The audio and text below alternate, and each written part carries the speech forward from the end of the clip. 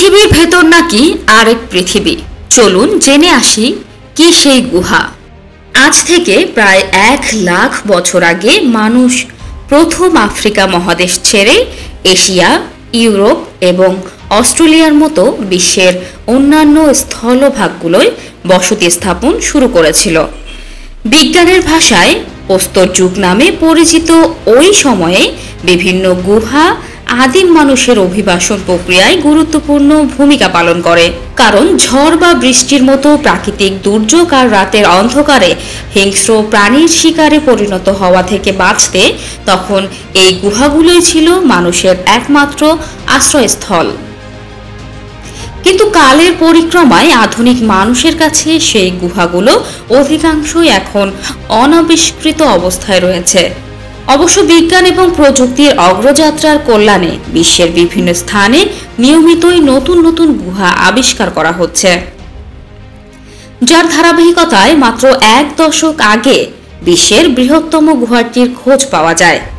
এখন পর্যন্ত আবিষ্কৃত গুহাগুলোর মধ্যে উচ্চতা, দৈর্ঘ্য এবং আয়তনের হিসেবে বৃহত্তম এই গুহাটির অবস্থান ভিয়েতনামে। প্রতিবেশী লাওসের সাথে দেশটির সীমান্ত এলাকায় অবস্থিত কুয়াং বিন প্রদেশে বিদ্যমান এই গুহাগুলোর ভেতরে প্রথম মানুষের পদচিহ্ন পড়ে 2009 সালে।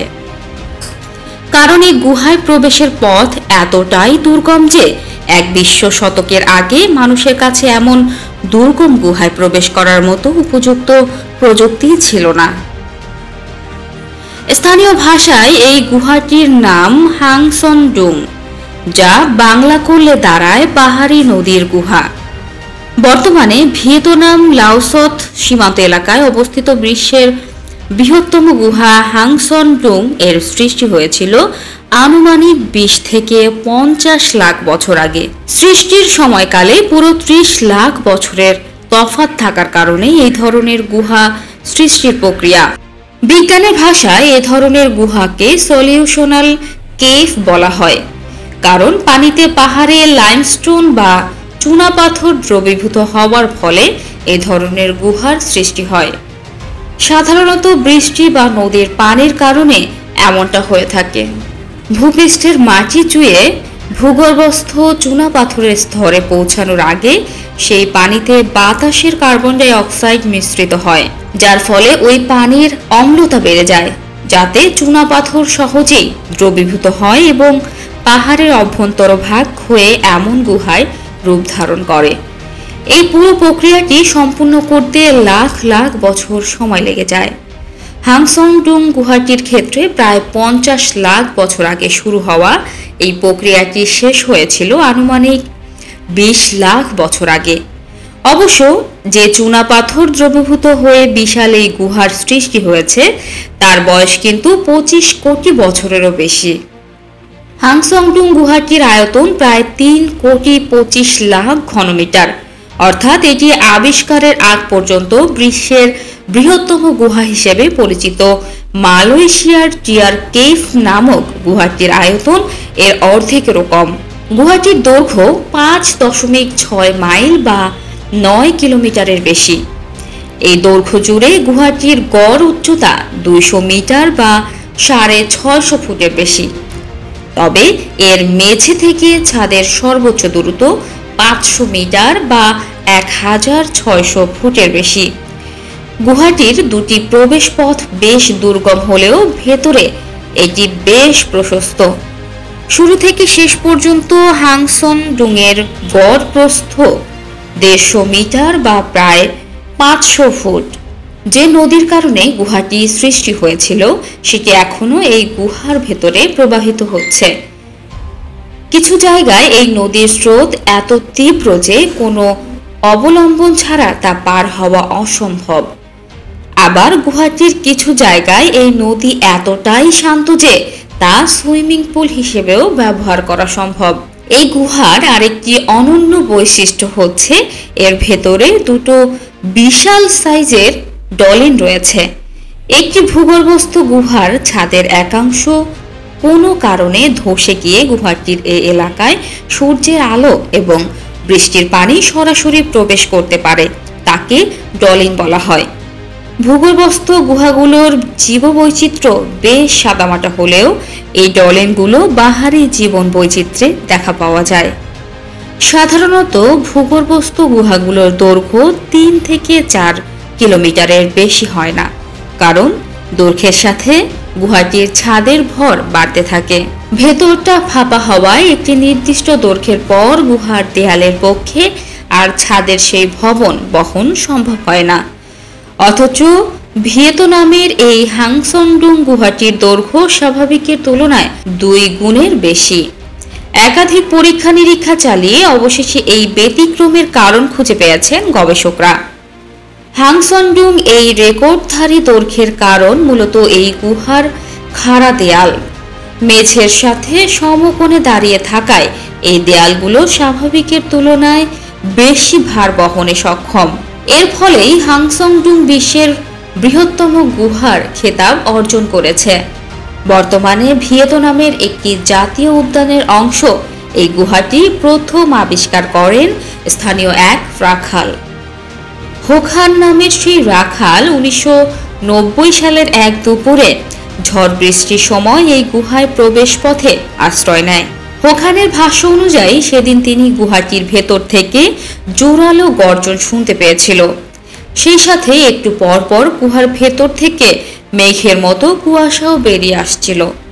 সব মিলিয়ে ভয় পেয়ে যাওয়ার ঝড়ের মধ্যেই ঘরে ফিরে আসেন হোং খান।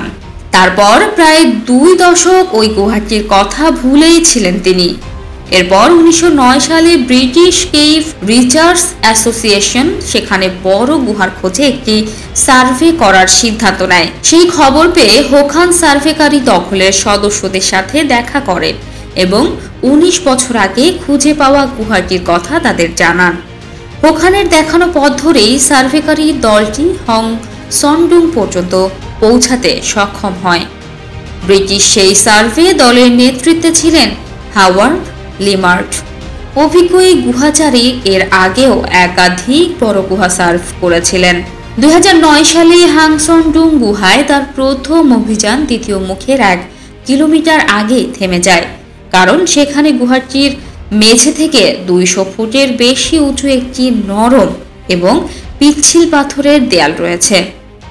ফ্লেস্টোন নামে পরিচিত এ ধরনের পাথর বেড়ে উঠতে গেলে তা খসে পড়ে যায়, তাই উপযুক্ত সরঞ্জাম ছাড়া এ ধরনের দেয়ালে চড়া সম্ভব হয় না। পরের বছরই আবার হাওয়ার্ড তার দল উপযুক্ত সরঞ্জাম সহ ওই গুহায় ফিরে আসেন এবং পুরো গুহাটির সার্ভে সম্পন্ন করেন। সেই থেকে গত 10 বছরে হাওয়ার্ড এই গুহাটি 100 বারের বেশি অতিক্রম করেছেন। এমনকি সেখানে পর্যটন ব্যবসার সাথেও তিনি সস্ত্রীক জড়িয়ে গেছেন। হাংসনডুং পাহাড়ে পর্যটন সম্পর্কে বিস্তারিত জানতে চাইলে ভিডিওটি শেষ পর্যন্ত দেখতে ভুলবেন না। হাওয়ার্ড লিমার্টের দ্বিতীয় অভিযাত্রী দলের সদস্যদের মধ্যে একাধিক জীববিজ্ঞানীও ছিলেন। গুহাটির মধ্যে থাকা ডলিন্ডুয়ে তারা বিপুল সংখ্যক উদ্ভিদ প্রজাতির সন্ধান পেয়েছেন। ভূগর্ভস্থ সেই জঙ্গলের বাইরে থেকে শুধু কয়েক প্রজাতির বানরই প্রবেশ করতে পারে। জঙ্গলের মেঝেতে ঘুরে বেড়ানো সুস্বাদু শামুকের খোঁজে প্রায় বানরগুলো এখানে আসে। আর এই জঙ্গলের স্থায়ী বাসিন্দা হিসেবে রয়েছে বিভিন্ন প্রজাতির সরীসৃপ, বাদুড়, কাঠবিড়ালি, ইঁদুর এবং পাখি। এছাড়া প্রাণী জগতের নতুন সদস্য হিসেবেও কয়েকটি প্রজাতির আবিষ্কার করেছেন তারা, যার মধ্যে আছে মাছ, কাঁকড়া, বিছা, চিংড়ি এবং কাঠউকুন। গুহার ভেতরে অন্ধকারে স্থায়ীভাবে বসবাস করায় এদের প্রায় সবারই গায়ের রং স্বচ্ছ এবং অনেকেরই কোনো চোখ নেই। বিষয়টি অন্ধকার গুহার বিবর্তনের স্বাভাবিক ফলাফল হিসেবে আখ্যা দিয়েছেন বিজ্ঞানীরা। ভূপৃষ্ঠের এতটা গভীর অবস্থান হওয়ায় হাংসনডুং গুহার ভেতরে আবহাওয়া ব্যবস্থার বাইরে থেকে আলাদা। অনেক সময় বাইরে আকাশ মেঘমুক্ত হলেও গুহার ভেতরে বাড়তি আর্দ্রতার কারণে হাংসনডুং এর ছাদ মেঘে ঢাকা থাকে। 1990 সালে সেই ঝড়ের দুপুরে তেমনই মেঘ বেরিয়ে আসতে দেখেছিলেন হোখান। ভূগর্ভস্থ এই মেঘের কারণে হাওয়ার্ড লিম্বার্টের সার্ভেও বেশ কয়েক দফা বন্ধ হবার উপক্রম হয়েছিল। 2019 সালে এসে নতুন করে রেকর্ড করে এই হাংসংডুং। পেশাদার ডুবুরির একটি দল ওই বছর এপ্রিল মাসে এই গুহায় অভিযানের অংশ নেয়। তারা আবিষ্কার করেন হাংসংডুং একটি ভূগর্ভস্থ সুড়ঙ্গের মাধ্যমে নিকটবর্তী হাংথং নামে আরেকটি গুহার সাথে সংযুক্ত।